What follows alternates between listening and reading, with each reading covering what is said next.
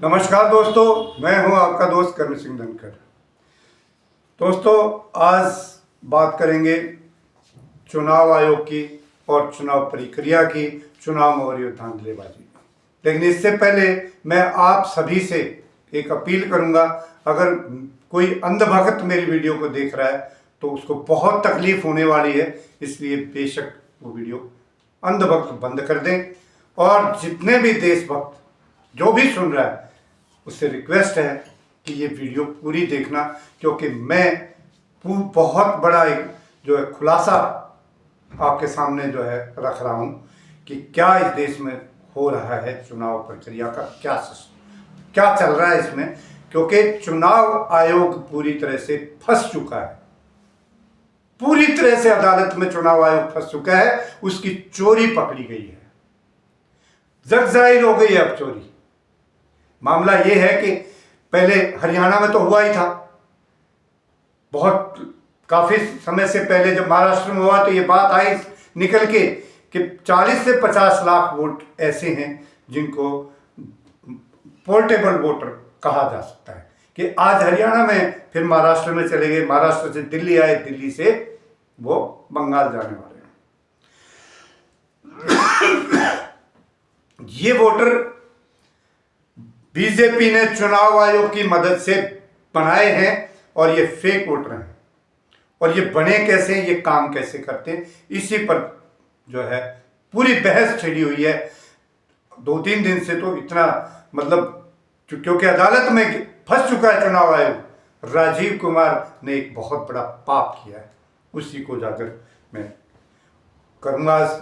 चुनाव आयोग ने ममता बनर्जी के जो आयोग उन्होंने इल्ज़ाम लगाए थे उसके ऊपर स्पष्टीकरण दिया है। चुनाव आयोग का कहना है कि EPIC यानी इलेक्टोरल फोटो आइडेंटिटी कार्ड, जिसको हम वोटर कार्ड कहते हैं, ये वोटर कार्ड थोड़ा एक बार देख लेते हैं किस तरह का होता है। इस पर कुछ बहुत अहम जानकारियां हैं, वो मैं आपसे शेयर करूंगा और उसके बाद समझाऊंगा कि ये मामला है क्या, कैसे हो रहा है, क्या हो रहा है। देखिए, ये मेरे सामने एक EPIC है, इलेक्टोरल फोटो वोटर कार्ड, ये इस तरह का होता है। और इसके ऊपर मैंने एक जगह नंबर पर राउंड मारा हुआ है, वो मैं आपको एक्सपेंड करके थोड़ा दिखाना चाहूँगा।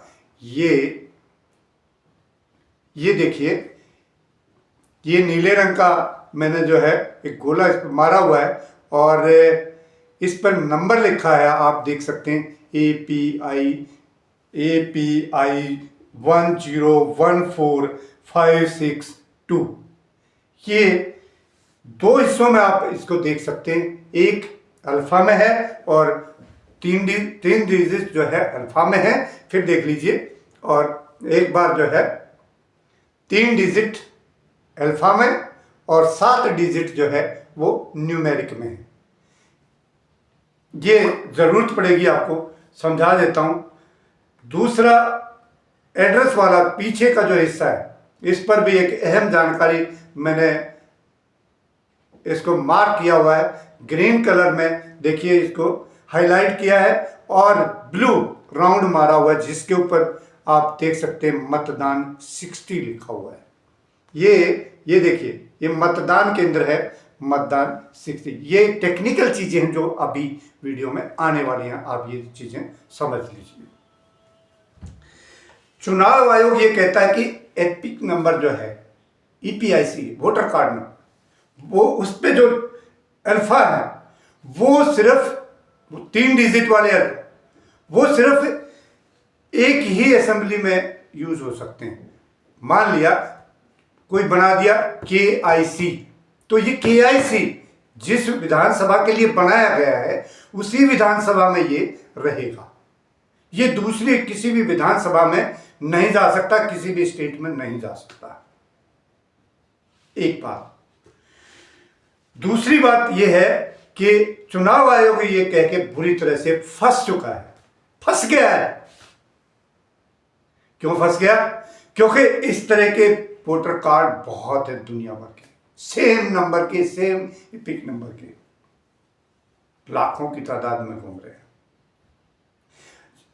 ये बनाए गए हैं, जानबूझकर बनाए गए हैं।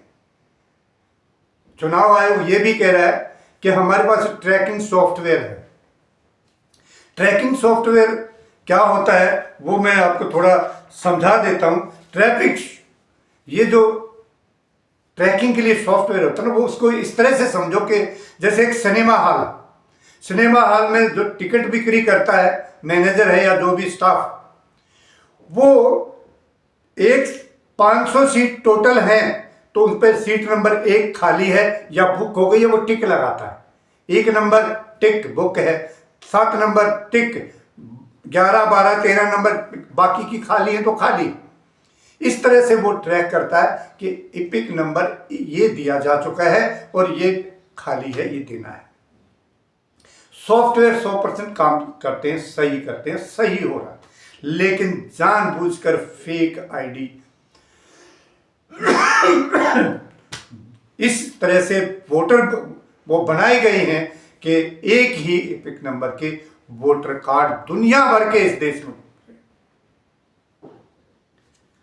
और ये बेईमानी होती कैसी है, बीजेपी के हक में ये बेईमानी किस तरह से होती है, ये भी मैं आपको बता देता हूं।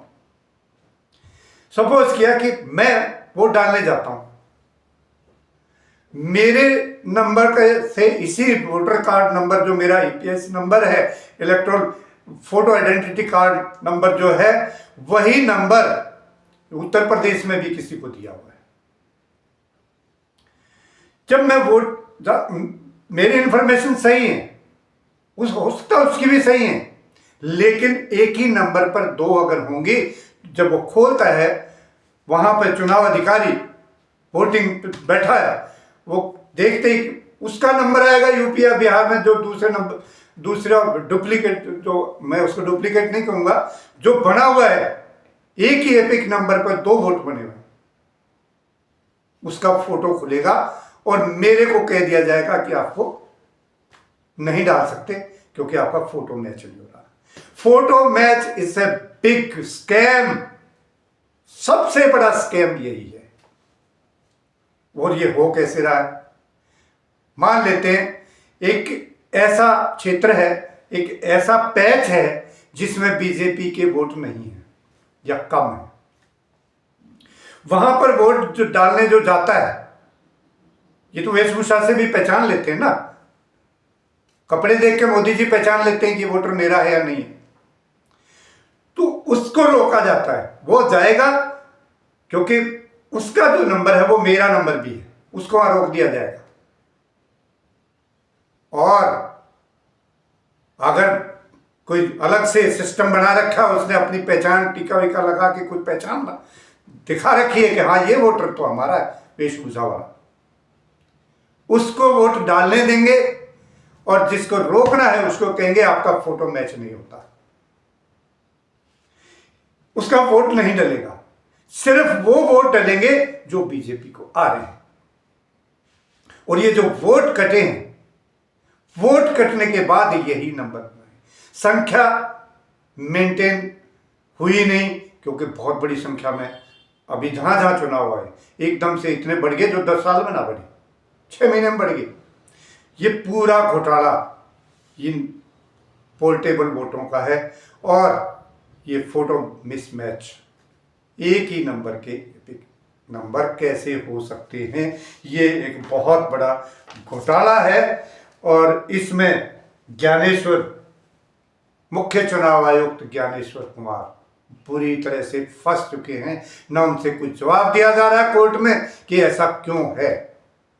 जब आपके पास सॉफ्टवेयर है तो कैसे है ये, कैसे एक ही नंबर के 2 वोटर कार्ड है, कैसे हैं? ये नहीं हो सकते। ये पूरी की पूरी धांधलेबाजी है। और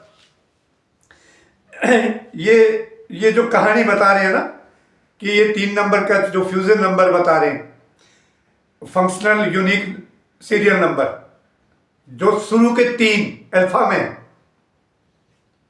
ये झूठ बोल रहे हैं, ये दूसरी जगह पर हैं और वोट पड़ रहे हैं। तो दोस्तों, मैं आप लोगों के सामने यही इनका जो घपला इन्होंने कर रखा है, जो चल रहा है, जो लड़ाई ममता बनर्जी लड़ रही हैं, जो साकेत गोखले राज्यसभा मेंबर लड़ रहे हैं, जो खुलकर सामने आए हैं इस मामले पर कोर्ट में इनसे कोई जवाब नहीं बन रहा है। ये पूरी तरह फंस चुके हैं। ये राजीव कुमार की तो 100% जेल होगी, हो सकता है। इतना बड़ा पाप जो देश के साथ किया उसकी तो फांसी होनी चाहिए राजीव कुमार को। तो अभी ये दूसरा जो पिट्ठू एक और बैठा है, ये भी फंस चुका है, इसके पास कोई जवाब नहीं। ये बगले झांक रहा है इधर उधर। सजा इसकी भी होनी है। बचेंगे मोदी भी नहीं, ये भी बताता हूं। पाप जो है वो पाप, कहते हैं पापी को क्या मारो, पापी की मां को मारो जो पापी पैदा ही ना कर सके। ये सारे पाप पापी पैदा किसने किए? आज अगर गुलामी कर रहा है उच्चतम न्यायालय, सुप्रीम कोर्ट, उच्च न्यायालय, चुनाव आयोग, सीएजी और दूसरी जितनी भी संसदीय संस्था हैं, ये सारी गुलामी में लगी हुई है। गोदी मीडिया सब कुछ, इसको किसने बनाया था? एक बहुत ही शानदार फार्मूला इन्होंने अपना रखा है कि खुल के कमाओ। जहां कॉर्पोरेट टैक्स होता था 24% उसको 15-16 पे ले आए। तुम कमाओ, बड़े उद्योगपति खुल के कमाओ, जो भाव बेचो, कोई रोक टोक नहीं। तुम जो कमाओगे वो हमें देंगे, इस पैसे से हम वोट खरीदेंगे। सरे हम नई दिल्ली विधानसभा में देखा ना, तो ये हो रहा देश। अब हमारा सबका एक धर्म बनता कर्तव्य, अगला इलेक्शन आ रहा है बंगाल में, और वो बंगाल की शेरनी लगातार इन पापियों से लड़ रही है और वो इनके काबू आने वाली है नहीं। लेकिन फिर भी हम सबको वहां जाकर मदद करनी चाहिए कि भाई हम जहां भी जितनी मदद कर सकती हैं, चाहे बोगस वोटर को पकड़ना हो और चाहे जो है दूसरे काम में उनका सहयोग करना हो। उसके बाद बिहार का नंबर है। पहले बिहार का नंबर है, उसके बाद बंगाल का। तो बिहार में वो तो पंगु हो चुके हैं, उनकी तो पता नहीं कितनी मोटी नीतीश की तो फाइल इन्होंने बना रखी है। वो तो बेचारा घुग्गू डरा बैठा है कि किसी भी टाइम बंद ना कर दे। हम सबकी जिम्मेवारी बनती है कि बंगाल में इस तरह का घोटाला ना हो, जो हरियाणा में हुआ है, जो महाराष्ट्र में हुआ है, जो दिल्ली में हुआ है। ये वोट चोर पार्टी अगला घोटाला ना कर सके।